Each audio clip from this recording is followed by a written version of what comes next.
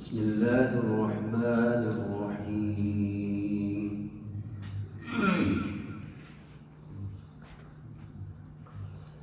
أمن يجيب المضطر إذا دعاه ويكشف السوء ويجعلكم خلفاء الأرض أإله مع الله قليلا ما تذكرون أمن يهديكم في ظلمات البر والبحر ومن يرسل الرياح بشرا بين يدي رحمته أإله مع الله تعالى الله عما يشركون أمن يبدأ الخلق ثم يعيده ومن يرزقكم من السماء والأرض أإله مع الله قل هاتوا برهانكم إن كنتم صادقين قل لا يعلم من في السماوات والأرض الغيب إلا الله وما يشعرون أيان يبعثون بل ادارك علمهم في الآخرة بل هم في شك منها بل هم منها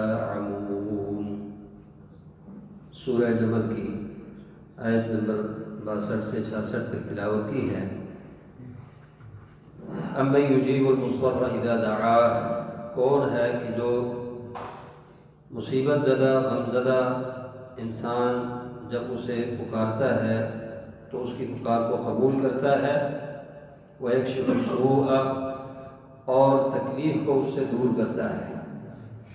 وَيَجْعَلُكُمْ خُلَفَاءَ الْأَرْضِ، اور تمہیں روئے زمین میں خلیفہ بناتا ہے. أَإِلَٰهٌ مَّعَ اللَّهِ، کیا اللہ کے ساتھ کوئی اور بھی الہ ہیں؟ قَلِيلًا مَا تَذَكَّرُونَ، تم میں سے تھوڑے سے ہی ہیں جو نصیحت پکڑنے والے ہیں. أَمَّن يَهْدِيكُمْ فِي ظُلُمَاتِ الْبَرِّ وَالْبَحْرِ، کون ہے کہ جو تمہیں خشکی اور تری کی تاریکیوں میں تمہیں راستہ دکھاتا ہے. وَمَن يُرْسِلُ الرِّيَاحَ بُشْرًا بَيْنَ يَدَيْ رَحْمَتِهِ، اور جو اس کی رحمت سے پہلے یعنی بارش سے پہلے ہوا کو بطور خوشخبری بھیجتا ہے. أَإِلَٰهٌ مَّعَ اللَّهِ، کیا اللہ کے ساتھ کوئی اور الہ ہے؟ تعالی اللہ عما یشرکون، جو یہ لوگ اللہ کے ساتھ شرک کرتے ہیں اللہ اس سے بلند و بالا ہے. أَمَّن يَبْدَأُ الْخَلْقَ ثُمَّ يُعِيدُهُ، کون ہے کہ جو تخلیق کی ابتدا کرتا ہے ثم يعيده، پھر اسے دوبارہ لوٹاتا ہے. وَمَن يَرْزُقُكُم مِّنَ السَّمَاءِ وَالْأَرْضِ، اور آسمان و زمین سے کون تمہیں رزق دیتا ہے؟ أَإِلَٰهٌ مَّعَ اللَّهِ، کہ اللہ کے ساتھ کوئی اور بھی الہ ہے؟ قُلْ هَاتُوا بُرْهَانَكُمْ إِن كُنتُمْ صَادِقِينَ، آپ کہہ دیجئے کہ اگر تم سچے ہو تو تم اپنی دلیل لے آؤ.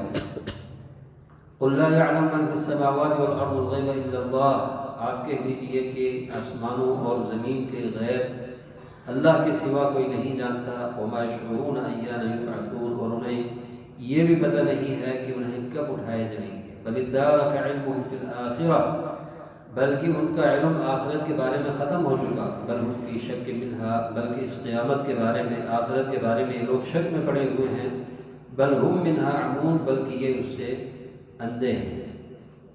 اللہ رب العزت نے ان آیات میں اپنی قدرت اور وحدانیت کو بیان فرمایا ہے. تو فرمایا کہ أَمَّن يُجِيبُ الْمُضْطَرَّ، جو مصیبت زدہ انسان، پریشان حال انسان پکارتا ہے، دعا کرتا ہے تو اس کی دعا کو پہلے سنتا ہے، قبول کرتا ہے، اور پھر اس کی تکلیف کو بھی دور کرتا ہے. یعنی یہ بات تو مشرکین مکہ بھی وہ اعتراف کرتے تھے کہ اگر کوئی بڑی مصیبت آئے تو اس کو دور کرنے والا اللہ کے سوا کوئی نہیں ہے.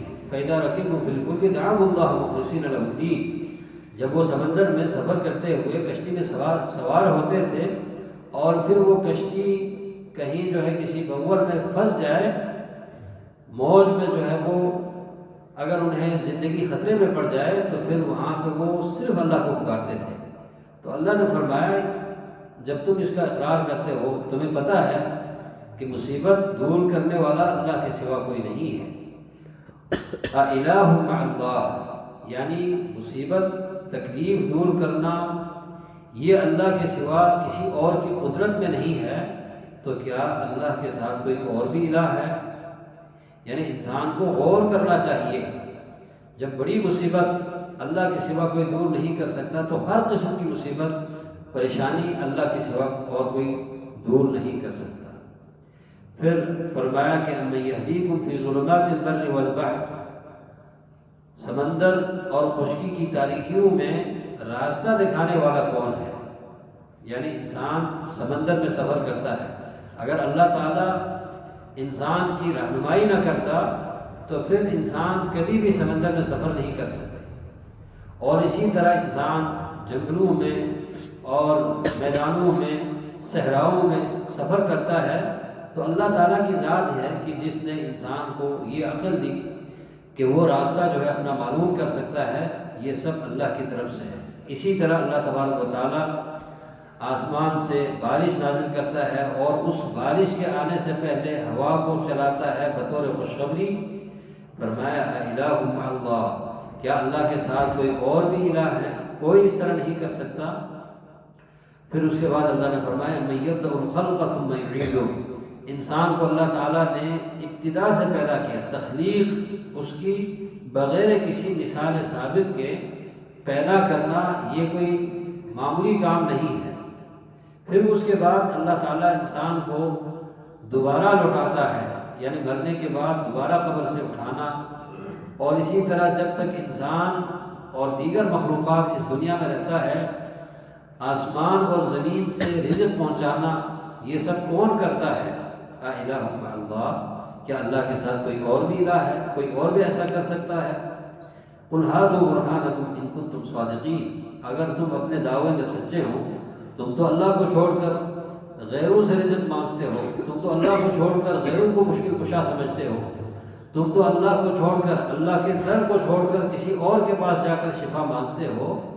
اگر تمہارے پاس اس چیز کے اندر اس معاملے میں کہ تمہارے پاس کوئی دلیل ہو تو وہ دلیل لے کر آئیں، اگر تم سچے ہو تو دلیل پیش کریں، اللہ کے سوا کوئی الہ نہیں ہے، کوئی معبود نہیں ہے۔ پھر آگے اللہ نے فرمایا کہ آسمانوں اور زمین کے اندر غیب کا علم اللہ کے سوا کسی کے پاس نہیں ہے، اور یہ بات اللہ کے نبی علیہ الصلوۃ والسلام کی زبان مبارک سے اقرار دلوایا۔